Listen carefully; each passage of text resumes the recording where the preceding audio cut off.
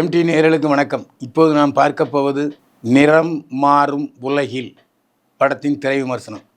நிறம் மாறும் உலகில் படத்தில் பாரதி ராஜா, வடிவுக்கரசி, நட்டி என்கிற நடராஜ், ராஜீவ் மேனன், ரியோ ராஜ் மற்றும் பலர் நடித்திருக்கிறார்கள். தேவ் பிரசாத் இசையமைத்திருக்கிறார். அர்ஜுன், மணிகண்டன் ஒளிப்பதிவு செய்திருக்கிறார்கள். கதை, திரைக்கதை, வசனம் எழுதி இயக்கியிருக்கிறார் பிரிட்டோ ஜெர்ரி. இந்த படம் 4 கதைகளை கொண்டது. ஒரு படத்தில் நீங்கள் 4 கதைகளை பார்க்கலாம். ஆரம்பத்தில் மும்பையில் மிகப்பெரிய தாதாவாக ஆட்சி நடத்தி கொண்டிருக்கிறார் நட்டி என்கிற ராஜ். அவருடைய தொழில் எதிரி ராஜீவ் மேனன். ராஜீவ் மேனனுக்கும் நட்டி என்கிற நடராஜுக்கும் ஏற்படுற மோதலில் ஒரு இளம் காதல் ஜோடி சிக்கி எவ்வளவு பாடுபடுகிறது என்பது ஒரு படத்தின் கதை. இன்னொரு படத்தில் பிள்ளைகளால் கைவிடப்பட்ட தந்தை பாரதி ராஜா, தாய் வடிவுக்கரசி ஆகியோர் எவ்வளவு சோதனைகளையும் வேதனைகளையும் சந்திக்கிறார்கள் என்பது 2வது கதை. நோயில் வாடும் தாயாரை காப்பாற்ற போராடுகிறார் ரியோ ராஜ். இது 3வது கதை.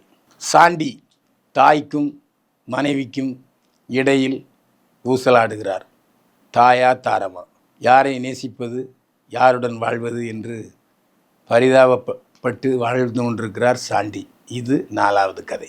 வழக்கமாக நட்டி நடராஜ் இந்த படத்தில் அவருடைய பாணியை பின்பற்றாமல் வேறு 2 பாணியை பின்பற்றி ஹேர் ஸ்டைலையும் மாற்றி நம்மை மனதை கவர்கிறார்.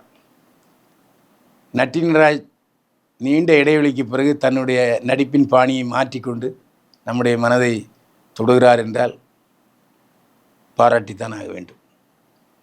அதே போல் வயதான கணவன் மனைவி பாரதி ராஜாவும் வடிவுக்கரசியும், இது பல குடும்பங்களில் நடக்கிறது. பசங்கள்லாம் நல்லா படித்து வசதியாக இருப்பாங்க, தனித்தனியாக இருப்பாங்க. எல்லோருமே அவருடைய குடும்பம், அவருடைய குழந்தைகள் என்று கவனிக்க போய்விடுவார்கள். பெற்றோர்கள் எப்படியெல்லாம் தங்களுக்கு தேவைக்கு அல்லாடுகிறார்கள். மகன்கள் மகளை புறக்கணித்து அப்பா அம்மாவை புறக்கணித்து விடுகிறார்கள் என்ற ஏக்கத்தையும் தாக்கத்தையும் இயக்குனர் பாரதி ராஜாவும் வடிவுக்கரசியும் மிக அருமையாக பிரதிபலித்திருக்கிறார்கள். இந்த படத்தை பார்த்த பிறகாவது இப்போதைய இளைய தலைமுறையினர் நாம் நன்றாக வாழ்ந்தால் மட்டும் போதாது, நம்மை உருவாக்கிய தாயும் தந்தையும் சிரமம் இல்லாமல் சந்தோஷமாக வாழ வேண்டும். அவர்களுக்கு போதிய உணவளிக்க வேண்டும். இது நம்மை உருவாக்கிய, நம்மை வாழ வைத்த தாயை தந்தையும் தான் காரணம்.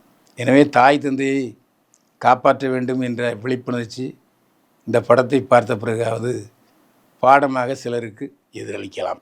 சாண்டி, இப்போ நம்ம கூட்டு குடுத்தனம் வச்சுருக்கோம், அம்மாவை நம்மோட வச்சுருக்கோம்னா எப்போவும் மாமியார் மருமகள் சண்டை வந்து கொண்டு தான் இருக்கும். அம்மா சொல்கிறது கேட்குறதா இல்லை பொண்டாட்டி சொல்கிறது கேட்குறதாங்கிறத ஒரு ஊசலாட்டம் இருந்து கொண்டே இருக்கும். இது எல்லா மனிதர்களுக்கும், எல்லா கணவன்மார்களுக்கும் இயல்பானது தான். அந்த வேதனையும் சோதனையும் இந்த படத்தில் தெளிவாக காமிச்சிருக்காங்க. அப்பாவிடம் கோவித்து கொண்டு மீண்டும் அம்மாவிடம் சேர துடிக்கும் லாஸ்லியும் நன்றாக நடித்திருக்கிறார்.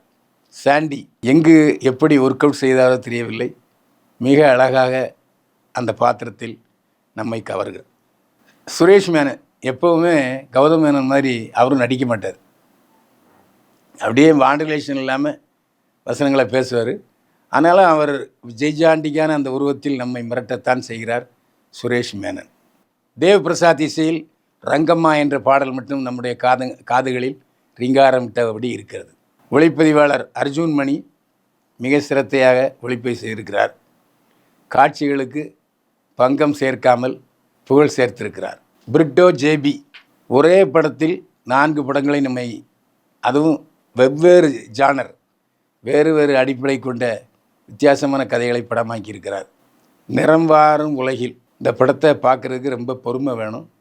பொறுமையோடு நீங்கள் போய் படத்தை பார்த்தீர்களே ஆனால் உங்களுக்கு பிடிக்கும். பைல்வான் பார்வையில் நிறம் மாறும் உலகில் படத்துக்கு 100க்கு 32 மதிப்பெண்கள்.